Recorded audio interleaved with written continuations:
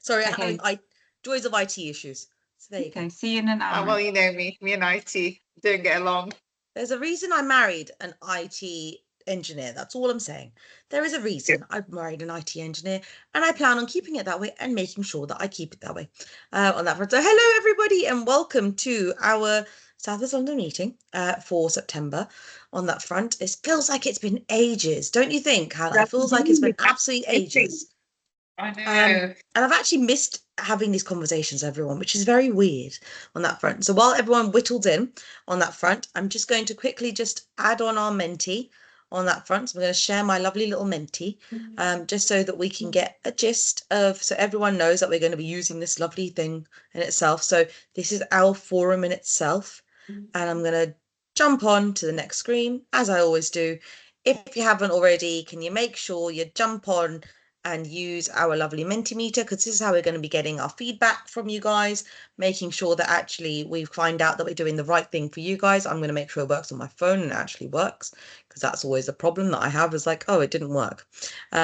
So mine is working, which is good. So if I can get you just to jump on your QR code or go on to menti.com, enter in the code 24437393 into your joining actions, and then that will allow you to have access to our lovely mentee going forward.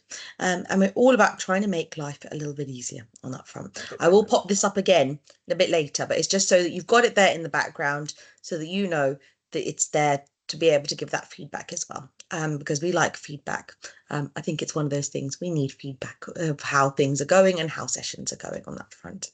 I'm now going to, first and foremost, going to ask everyone, please mute yourselves if you're not already muted, very kindly. I'm going to mute everyone but me for the time being, and then I'll unmute Hala because it makes it easier on that front.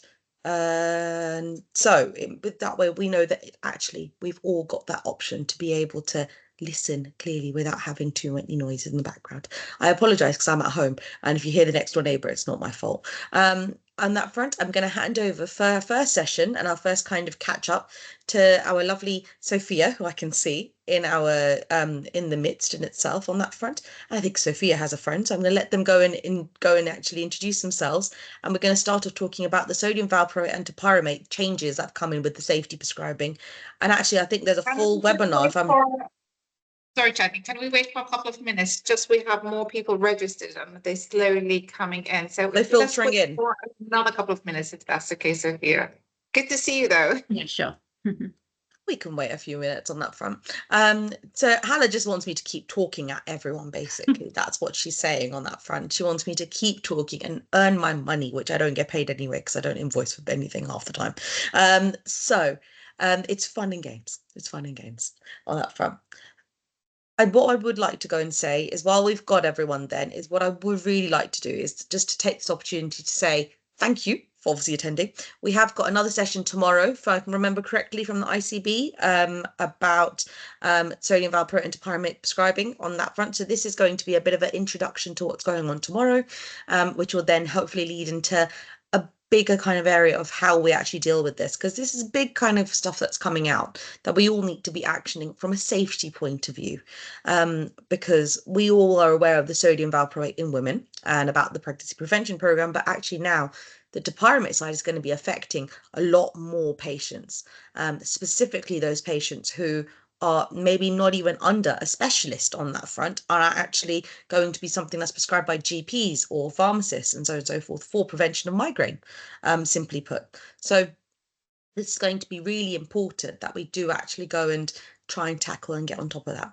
Hala, I'm going to kickstart just in the interest of time on that front, and I'm going to hand over to our lovely Sophia and her lovely colleague just to go and introduce themselves. Hi, everybody. Thank you for having us, first of all.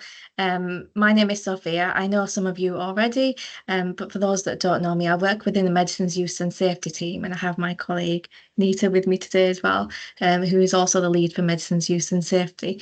We wanted to share a presentation with you today, which I'm just going to locate. If you just give me one moment.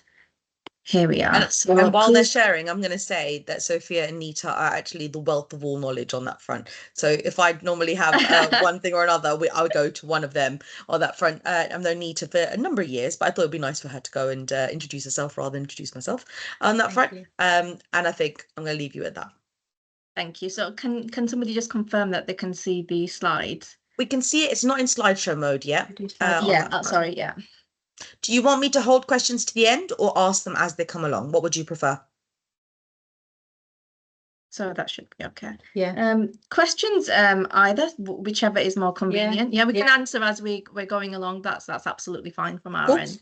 No problem. Because for some reason, I seem to get text messages. People don't like to put it into the chat. They like to send me text messages for tech conversations.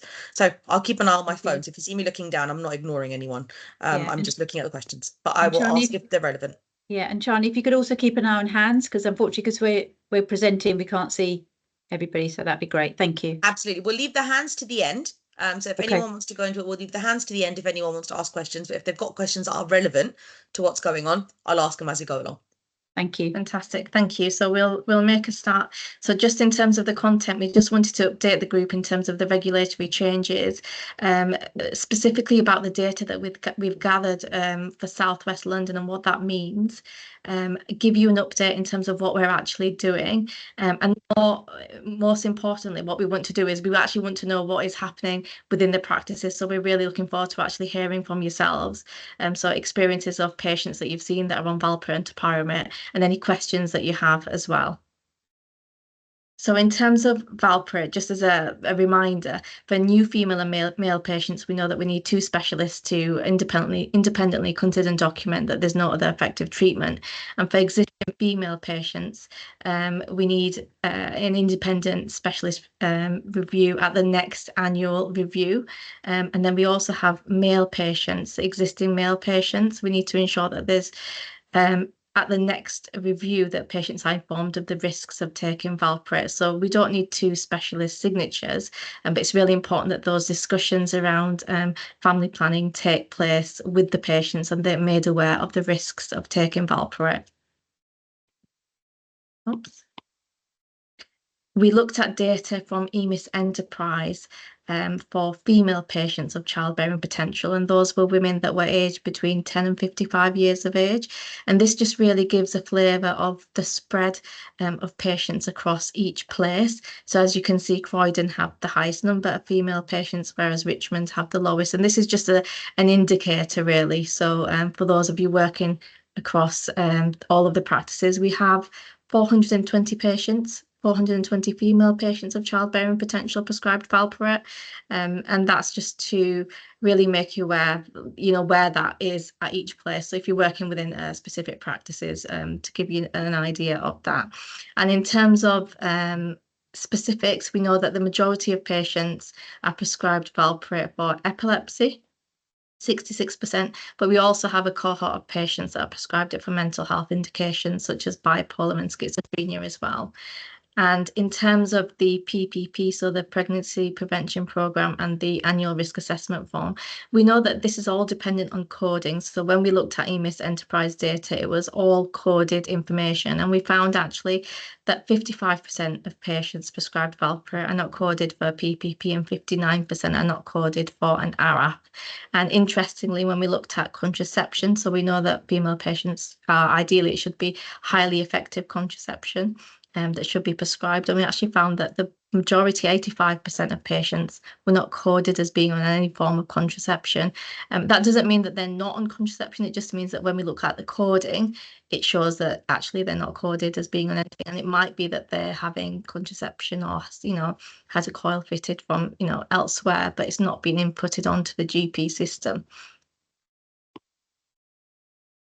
When we looked at the data for male patients, there's obviously, you can see it's a much higher number of patients, 2,307 male patients prescribed valproate. And this data was taken from EPACT. So we know that there is a 3-month lag, which is different to EMIS Enterprise. But again, it's just to show the spread of patients across South West London. And again, you can see in Croydon, it's the highest, and then in Richmond, the lowest as well. That's just I mean, we have the data for specific practices as well, a breakdown for each practice, but this was just to give you an overall indication of where the highest number of patients lie. Thanks, Sophia. So I'm just going to talk briefly about topiramate. So as you know, in June 24, regulatory changes came in to say that topiramate was contraindicated in pregnancy.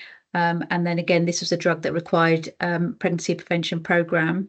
So compared to valproate, we have a lot more females aged between 10 and 55 on topiramate. So when we did the audit, when we did a data collection a few months ago, it was 829 females.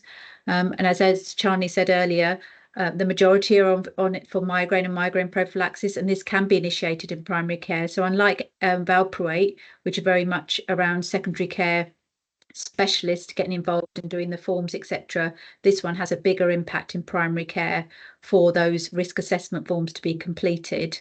And again, when we looked at data, we found that the majority, there was no contraception or it was unknown. And again, this is coded indications. So a bigger impact for us in primary care. There's a question that I've just had come through quickly. Yeah. So do we envisage that actually, because obviously now it's the male side, the female side on that front for topiramate, are we envisaging that prescribing is now going to be going down? Should people be looking to deprescribe for these patients where they're potentially stable? Or is that something that is going to be benefit of what's going on for the patient if they don't want to be on contraception? Yeah. So when we've spoken to the specialists, so we've got Hannah Cock, who's professor of epilepsy at St George's, around valproate. She does really say that valproate is a really good drug, and for some people it really works. And I think the whole issue around the valproate has been quite controversial, where some patients feel that actually it's the right drug for them, they want to stay on it. Whether its use will go down, I don't know. We've known about the risk with valproate for many years. This is not new information.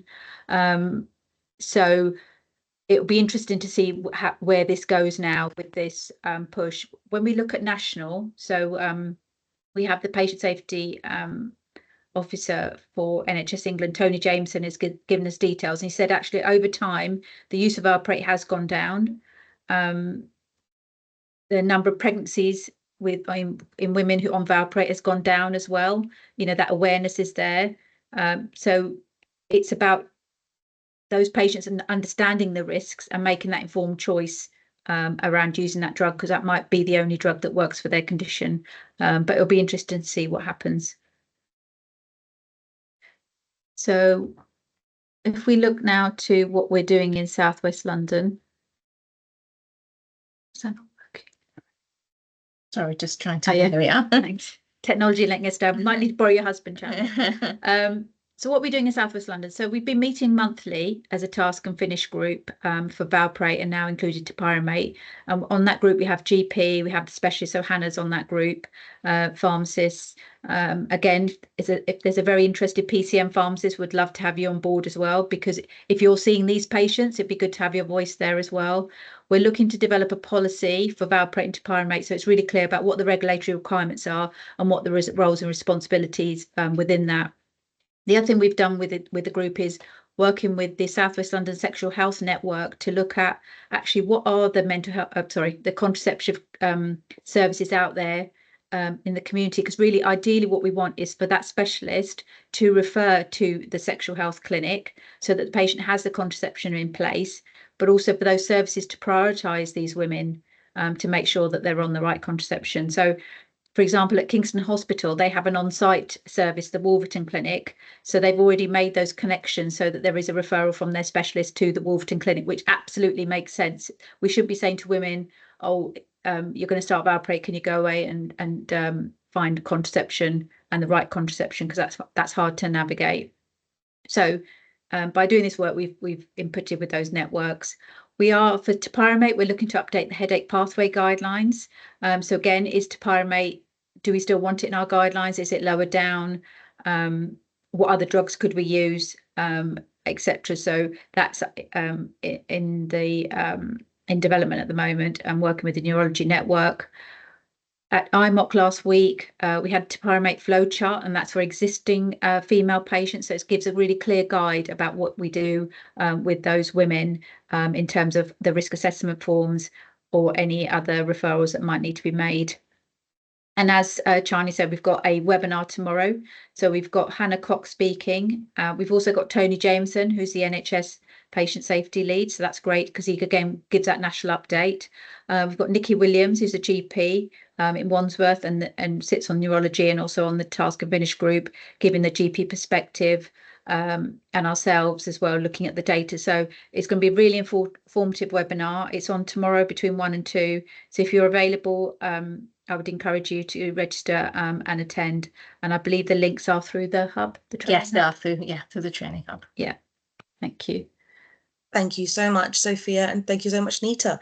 Yeah. I think a concern that I've obviously got with this whole thing is that now, as a pharmacist and as an ACP, I've initiated topiramate on that front. And if I've been someone who goes and initiates, and I'm sure there's others in the group as well,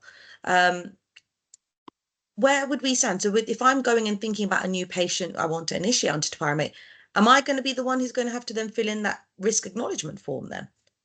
Where is the responsibility going to be for this form to be completed? So it's that. So if you look at the risk so it's a risk awareness form. So you have to look at the data. So if that's in your scope of practice, is that as a prescriber, it's having that discussions with your practice GPs around the risk element, because it's about patient safety. It's around your safety as well.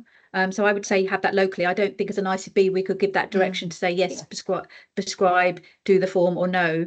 I think as a practice, you just need to be aware actually who's doing what, and it could be that the GPs feel that it's very high risk medicine and they don't want the GP practice pharmacist to do it.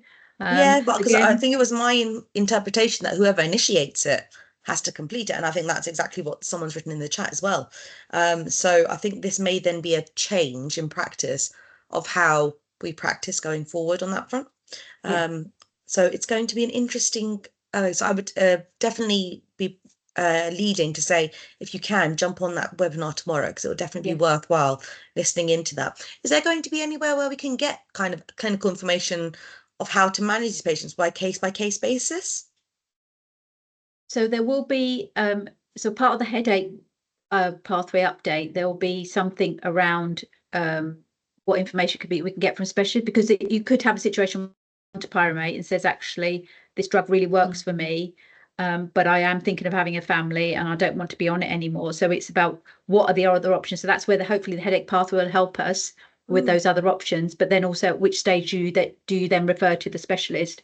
The specialist, obviously, the headache service is very overloaded in Southwest London, so obviously they can't have an increase in workload. That's why hopefully the headache pathway will help us guide those initial prescribers in the right way.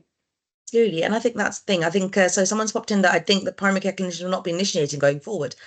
I think that's one option, but I think it's going to be very difficult for a drug like topiramate, where we have already been initiating for years on that front, and we have some very young patients who are initiated on it as well, who it works for. And I think it's going to be a bit of a tricky area to navigate. So I think what I would be suggesting is to maybe have that discussion in your local practices about how you want to manage this. Sometimes your prescribing lead may be happy to go and do that kind of thing, but either way, you'll need to have a consultation with the patient about what's going on. It's not going to be something as simple as potentially sending out a text message, as far as I can tell.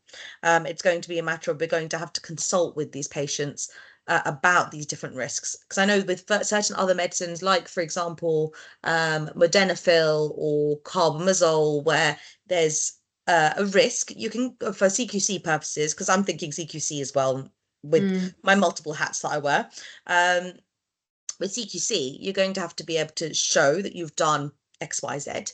So for that purpose, as well as for the benefit of the patient, you're going to need to actually consult with these patients. It's not going to be as simple as just sending them a text message by the sounds of it. Yeah. Hala, anything you want to add?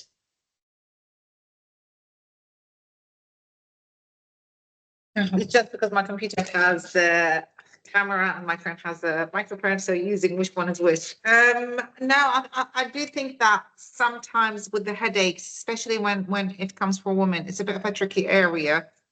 And the quality of life versus what's working and having clear guidelines. Definitely the guidelines has to change and be updated with this kind of like risk that is coming through. And even as pharmacists assessing current patients who are on topiramate and how long have they been on it? Has there been a change? Because sometimes it's hormonal. Are they perimenopausal? Are they postmenopausal? So again, reassessing, because we know these patients more than the specialists. We can look into their records far more than the specialist. So I think this is a good way where pharmacists can come through and reassess what we have, and if we can look at reducing dose or changing altogether. How's their migraine? Have they tried anything else? You know, first step, but I think tomorrow's webinar will shed more light on what's happening and how we can manage these patients and moving forward. Yeah, and I think you're right, Hannah, because we'll have the specialist there that we can ask these questions directly to. Absolutely. And I think that's one of the things I think that we need to try and drive is getting attendance tomorrow, because especially if we've got the national lead and a clinician there, it makes your life easier. You can ask all your questions. I feel very sorry for those people on that panel. I'm thankfully not on that panel, so I don't need to worry about that. I've had a question come through to me on WhatsApp, which because I've now, funnily enough, someone taught me how to put it on my laptop, so I don't need to worry about it on my phone. It's quite nice.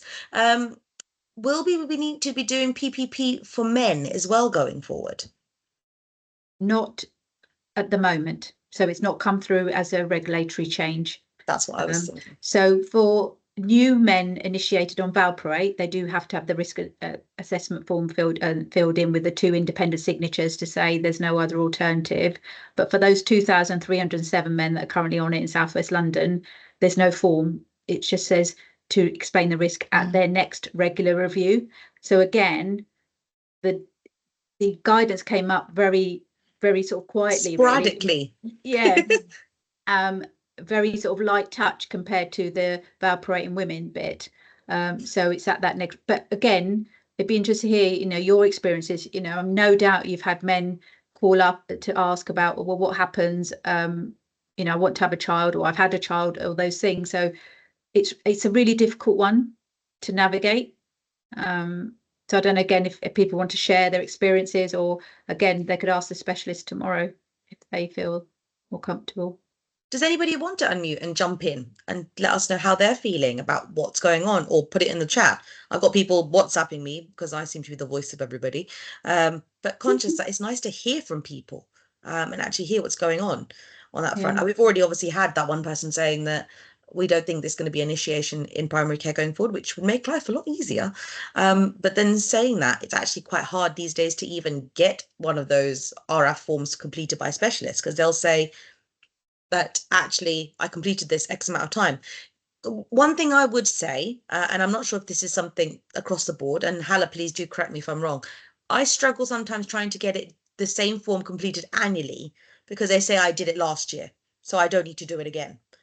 So having that communicated to secondary care colleagues, whether it be mental health services, whether it be neurology tend to be a bit easier because they tend to understand a bit more. But even, for example, some of the CNSs, it makes it very difficult on that front. So someone's written, getting PPP and RF from specialists and valproate is impossible already. Absolutely. And so actually having that kind of communication done via the channels from the ICB, ICS would be really helpful, because I don't think that they realise that they're supposed to be completing these.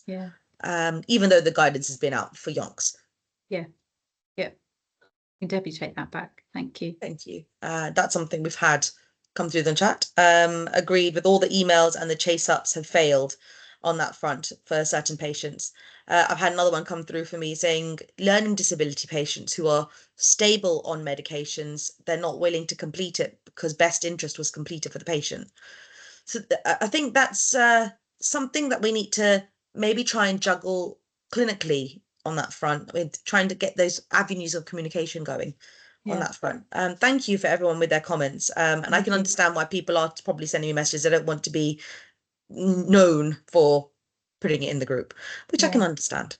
And also, if people anonymously want to tell us which hospitals it is they're not getting ARAF's form back, we have the contacts, we can feed that back to make that improvement. So, if people want to send us an email, we would treat it in utmost confidence. And if we get a list that goes, oh my gosh, St George's is a problem or Kingston is a problem, we know the people that work there. we can let them know in a nice way. So that's probably one way, or you can tell me and I'll feed it back. I'm happy to feed it back if you want to do it I that don't way. mind. I think I think everyone knows that I'm a voice, so they can tell me and I can feed it back if that makes it easier. We've got obviously our lovely little WhatsApp group that I've newly put a link into the chat as well. So please feel free to pop it onto there if you want to, because again, it stays in those four walls on there. We've got the Telegram group, which we're now trying to move away from and put onto the WhatsApp group. So again, let's try and get this going and have that conversation about how everyone's getting on with it, because it's going to be a change and it is something we need to start doing if we haven't already. And the other way you could do is make a difference. Make a difference, exactly. Because make a difference goes to the ICB and it gets a higher profile as well. And again, as a Meds Op team, we do review, we look at the make a difference. And if we see that there's a theme coming out of St George's or Kingston or wherever it is, again, we have the Medicine Safety Network and we can push it through that. Plus also we can push it. So maybe make a difference is a better way. So is make a difference anonymous to you guys when you're receiving it? That's the question. Yeah, because it comes into a spreadsheet. We'll know which practice it's from, but we won't know who it's from. Okay, fine. If people feel comfortable. But however, if we don't know, we can't then make the improvement. So however you feel comfortable telling us, tell us. And I'll be honest, I've done make a difference and it does make a difference, funnily enough. That was really bad pun. It was not meant to be, but it does make a difference, to be honest, because I've raised things and things have changed from it. So it will definitely, and if anyone's doesn't know what make a difference is, it's a little icon that would be on everyone's desktop. You would go onto it and you should have access to it. It's a form that you basically would fill in, and it goes and helps you to raise any of those clinical queries that you're finding that sometimes clinical queries, sometimes non-clinical queries, and something that's not quite gone right. So for example, if they're asking for hospital-only medications to be prescribed in primary care community side, if there's, for example, the RF form isn't being completed by said person, certain department, you can highlight these things and then go and actually make sure that the ICB, ICS know what's going on to make life a bit easier. But it does work because I've seen changes from it on that front. But if there is, again, if people don't want to be going and putting it themselves, feel free to tell me and I'll flag it. I can have a conversation with Nita and with Sophia going forward. Yeah. And in fact, Chani, I'm glad you raised about the being asked to prescribe something you shouldn't. That's something we do want to tackle, because that is the #1 MCAD alert related to medicines. And we are working with the providers on that. So what they've asked is for us to give them, examples of those drugs so they can just look at what those are and try and, again, prevent that happening. So again, if you can report as much as you can as through the MCADs, we can then pick it up and make that improvement on your behalf. Sophia, I can have a chat with you offline about that, because that's something that I get spoken to about from a lot of people. So happy to have a chat with you. We can set up a Teams call separately about that. Perfect. Yeah. And I can join you on that as well. And really, if there is anyone on the call who has a particular interest, I'm sure you all are interested in it, but if you want to be a part of the next steps, which will be to engage with GP practices and share this data on a personal practice level, which is what we need to do. For X practice, you have X number of patients on Valpara, X number of patients on topiramate. This is what you need to do. It would be really interesting to know what your thoughts are on the best way to share that data. It works if you tell us what will work in the practices, because obviously you're seeing the patients. So please do get in touch if you want to be a part of that. Perfect. Well, thank you so much. Thank you so much. And we'll see you definitely tomorrow. Well, I will on that front. If there are any questions or queries, please speak now or forever hold your peace, or until you message me and then I take it up for you, which is the other option. And Charlie, before I go, if I could have another, just a very final plea. So if anybody would like to join the Medicine Safety Network, we meet once a month, and it's meeting with the medicine safety officers from all the hospitals. And we have out of hours, we have the London Ambulance Service, we have the mental health trusts. So we have all the medicine safety experts from South West London coming together. It's a sharing network. There's no work to do. It's just a case of coming and going, we're seeing this in primary care. What can we do to fix it? So again, please let me know. Do we know what the times generally tend to be for this? So that, or what time of day they tend to be, just so it makes it easier for people. Yeah, so it's 2 till 3:30, but if you could only come for the beginning, then we could accommodate that. It's once a month on a Thursday.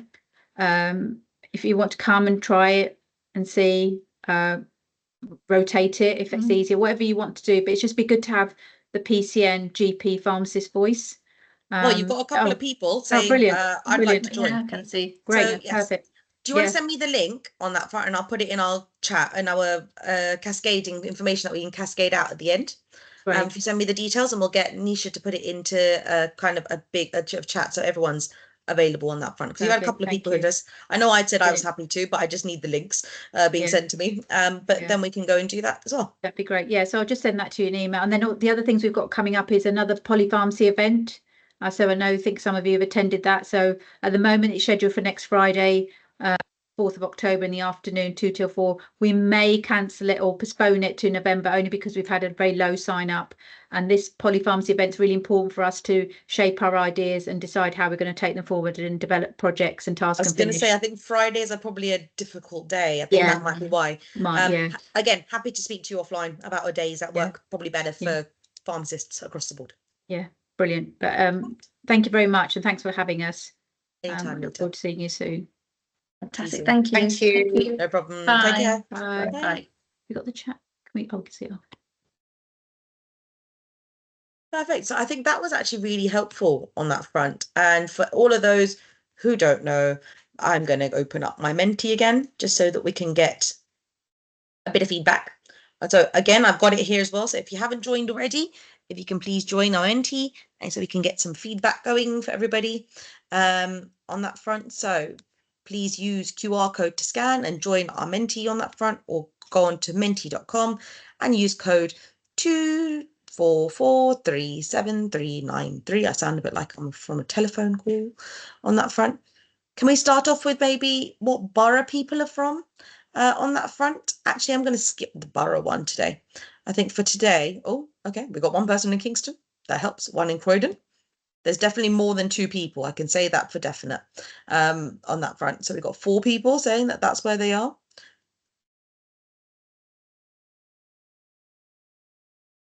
We've definitely got more people than that on this call. I can say that for now, for definite. Okay, so we've got 8 people out of 30, nearly. Come on, guys, don't be shy.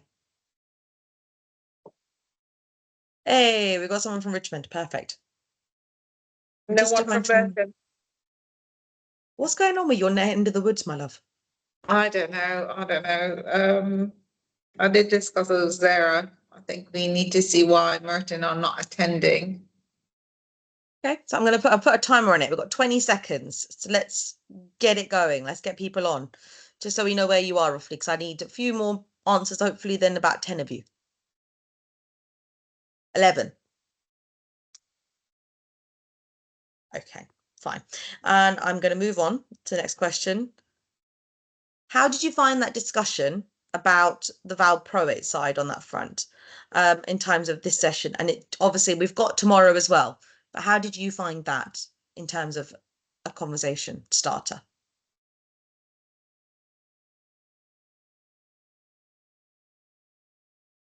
So people saying just right as a good introduction, fine. Got people saying just right, need further sessions, okay. Too much information, too little information.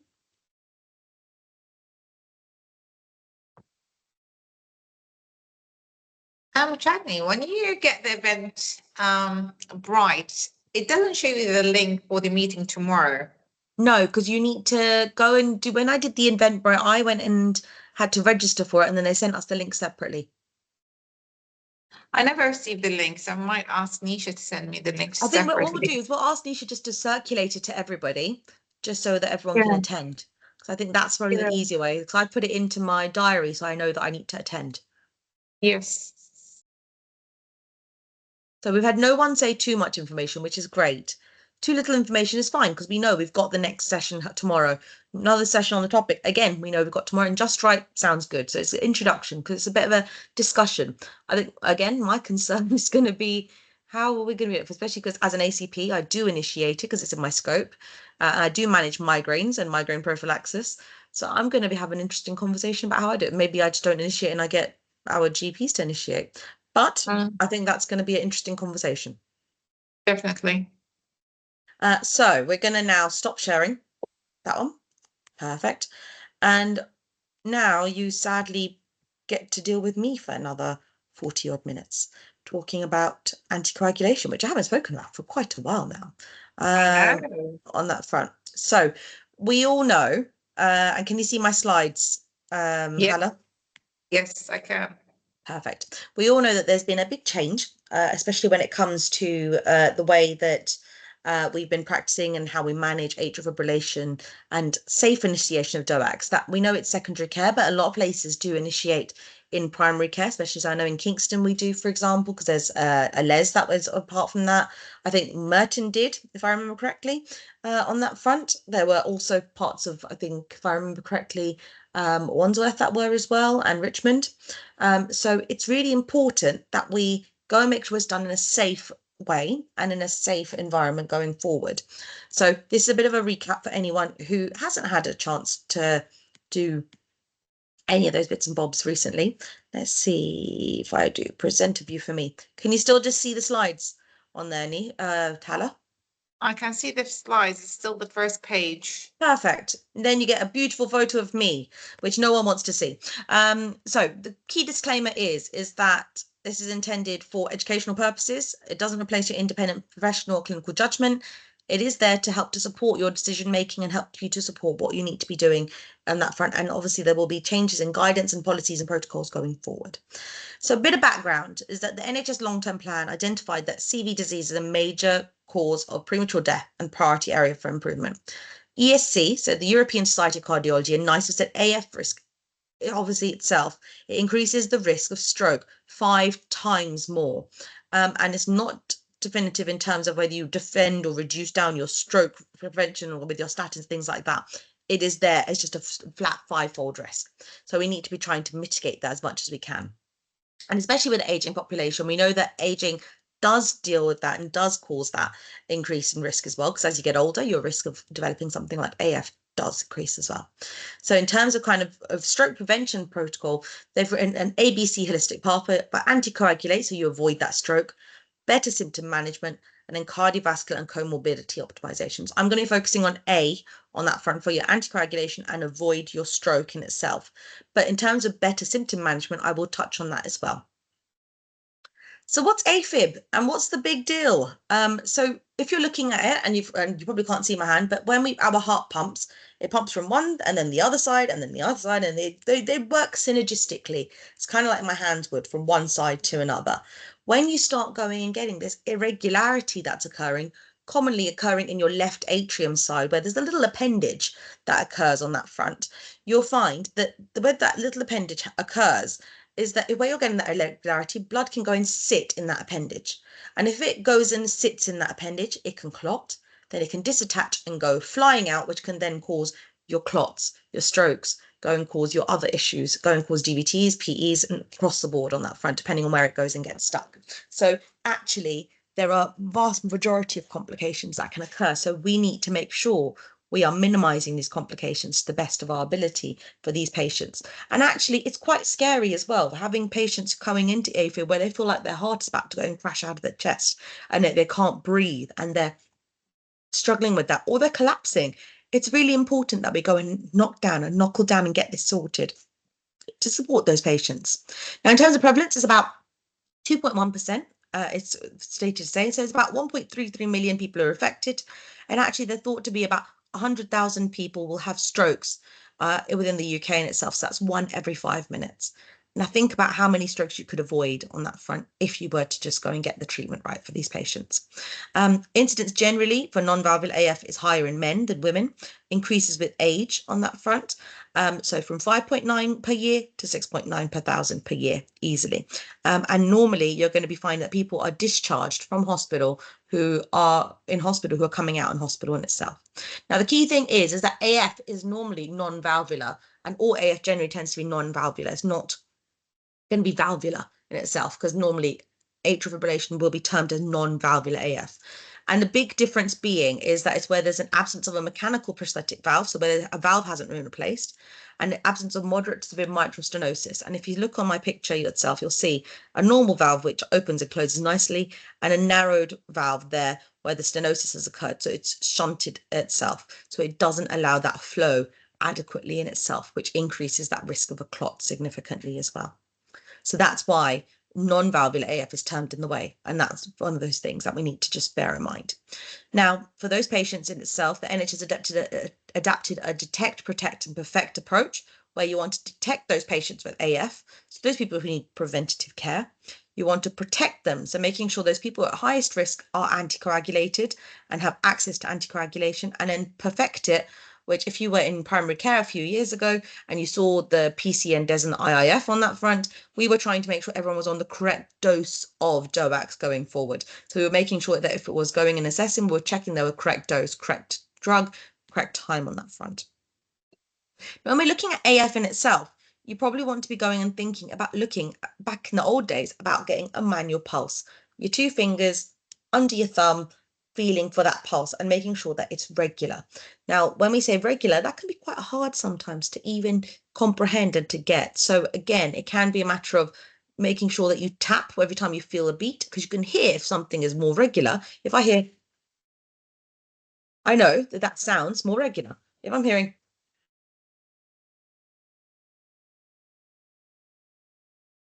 I know that that's not regular. Whereas me trying to feel for that is really hard. So I tend to do it that I'll tap my foot on that front so I can hear the noise and hear the beats in itself, which makes it easier. Actually, but moving on from that, the traditional technique is knowing your pulse. But actually, there's more things out there even now that actually can do it. So you've got the cardio devices, or you can use your trusty phone and you can pop your 2 thumbs on there and it will give you the trace. Apple Watches or smart watches these days will help again to pick that up as well on that front. So you can go and see, and you'll get patients coming in saying, my watch is telling me I'm in atrial fibrillation. So it will help to pick up those patients quicker. So they're a bit of a blessing in disguise on that front. And as of April 2022, we were asked to actually case find 4 patients with AF, familial hypercholesteremia and heart failure, to increase that kind of case finding for those patients. I think the big thing is on that front, but when we look about these patients, so that 7,000 patients with strokes would be prevented if AF was adequately treated, and we would save 2,000 lives just in England, not even thinking about the other sides, but just in England alone every year. And that's someone's father, mother, grandmother, grandfather, brother, sister. So there's a huge thing that we need to be going and assessing for. And we need to make sure we get this right to make sure that these patients are saved where we can. Now, I'm going to say anticoagulation is not for everyone. There are going to be patients who are going to be risk v benefit, which I will touch base on as well. But wherever we can, we need to be starting these patients on anticoagulation to go and basically support them. And in terms of the diagnosis and management, the guidelines changed in 2021. Hallelujah. It took a while, but they got there on that front, that you get the diagnosis of AF. The anticoagulation side, I'm going to work on, I'm going to talk through everybody, but this is where I'm going to go and touch base on all the other bits as well. So you've always got to think about rate and rhythm control. Now, your rhythm control is always going to be your second line. First, initially, if you've got that patient in front of you, you generally want to be rate controlling them to try and support that patient so that they feel better. So that will be starting something like a beta blocker, like bisoprolol, like going and adding in, I've got a patient on bisoprolol or someone on metoprolol because it's shorter acting. So for patients whose heart rate drops down quite low, you can start on a really low dose